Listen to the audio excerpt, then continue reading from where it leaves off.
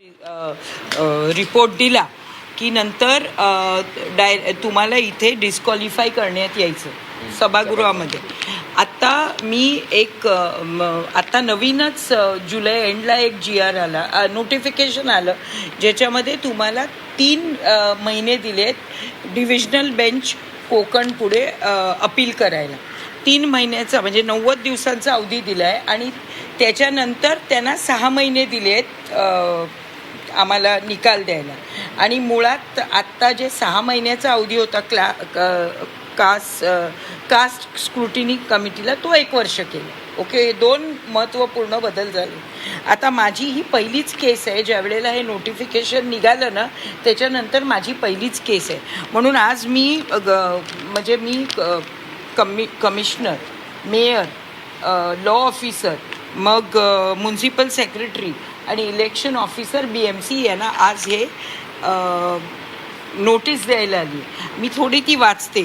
Statutory notice and caveat placing an absolute embargo on any proposed disqualification proceedings or declaration of seat vacancy pending statutory appeal against order number 1345 dated 28/2026.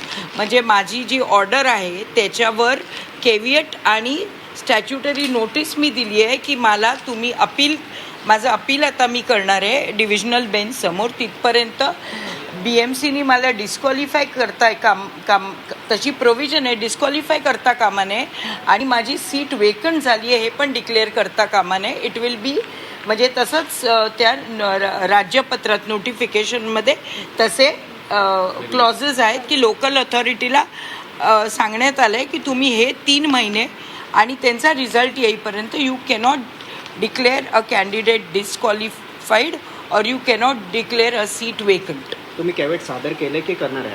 नाही, ही notice आणि कॅविएट मी आधी आयुक्तांना दिली आहे, मेयरना हे पत्र देणार आहे, इलेक्शन ऑफिसरला देणार आहे, म्युन्सिपल सेक्रेटरीला देणार आहे आणि म्युन्सिपल लॉ ऑफिसरला देणार.